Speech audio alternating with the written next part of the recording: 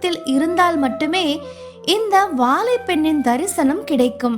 குகைகளுக்குள் தன் நிலை மறந்து தியானம் செய்து கொண்டிருக்கும் பொழுது கொடிய விலங்குகளோ அல்லது விஷ பூச்சிகளோ உள்ளே வரலாமே, அதற்கு அவர்கள் என்ன செய்திருப்பார்கள் என்றுதானே நீங்கள் யோசிப்பீர்கள். அதற்கு சித்தர்கள் வழி வைத்துள்ளார்கள்.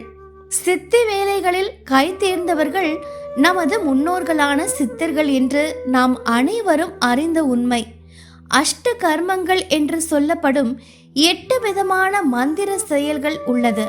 அவை உச்சாடனம், ஆகர்ஷணம், பேதனம், மோகனம், வசியம், வித்வேஷனம், மாரணம், தம்பனம் என்று 8 வகைகள் உள்ளன. இதில் பேதனம் என்றால் மனிதர்களையும் மிருகங்களையும் பேதலிக்க செய்வது, அதாவது மனதை குழப்பி திசை மாற்றி விடுவது. இந்த சித்தை செய்ய ஒரு